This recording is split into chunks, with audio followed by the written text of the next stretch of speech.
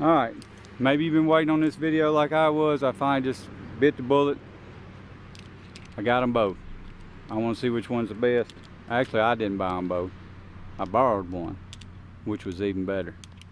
Okay, Ropeman 4 or the Kong Duck? What's the difference? Okay, just looking at them, not a lot of difference. Basically same size. This being the Kong Duck, this one being the Ropeman 4. Okay, the one downside that I don't like about either one of them, okay, that I had to fix, is I had to buy ovals. Neither one of them will work with what I had. So keep that in mind. If you're going to go to one of these, you will need the oval type so that the thing can go all the way through. With this one, you end up having to hang it like that. I don't like it. Anyway, you could, I mean, I guess it's fine, but I like to be able to have mine rotated in a way. This way here is okay, but I don't know. It's supposed to be run with the oval. Run it with the oval. All right, key differences. I'm not going to weigh them. I want to break out a little scale and figure out how many minuscule grams or whatever difference. They're basically the same. They're almost the same frame size, with the Ropeman 4 being just a touch bigger than the Kong Duck. The Ropeman 4 has a bigger hole, so you could possibly get one like this to work in it where you wouldn't get in a Ropeman. You got just a little more room there. Now, when you get looking at the numbers for rope size, this is the Kong Duck, 8 to 13 millimeter. I'm currently running it on a 9 millimeter rope. This is what I run all last year. It worked great, okay? A buddy of mine got into saddle hunting last year, and we were talking about it. We worked together. He was like, I'll order one, you get the other one. So he ordered the Ropeman 4 and a 10 millimeter tethered brand tether. So the Ropeman 4, 8 to 13 millimeter. Ropeman 4, same rope sizes for both of them, 8 to 13 millimeter. I'm fixing to put them on a tree and see which one I like adjusting better. You look on this Ropeman 4, look at the teeth on it. You see the difference? It does have slightly bigger teeth, but less of them. The Kong Duck has less aggressive teeth, but more of them. I don't know if it makes a difference. I don't know what it's going to do to ropes over time. But let's just put them on a tree and see adjustability. So let's hook this up and see which one as far as adjustability.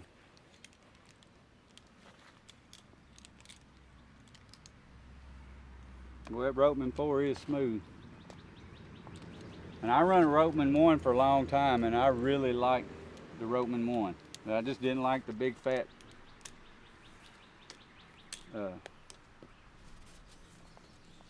tether cord.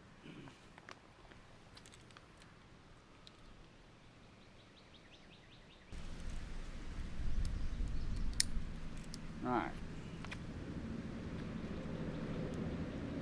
Me, I'm not one to use this when I go to stand up. I don't know, I'm afraid to get hung in my hand, and I'll pull it and there I go down a tree. So I always take my weight off, and I just push it right there to let it down. I'll slide it down like that. That's just how I do it. It's really nice and smooth. I like it. Comes up well. Ropeman 4. Works perfectly fine. 8 to 13 millimeter. Very, very smooth. Let's hook up mine now.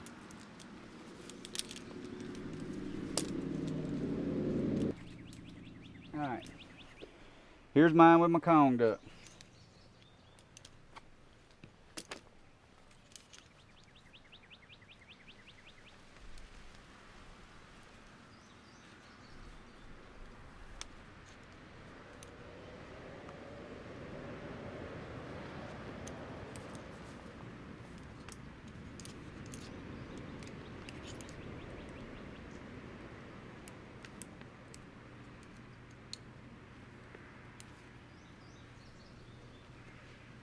Again, works perfectly fine.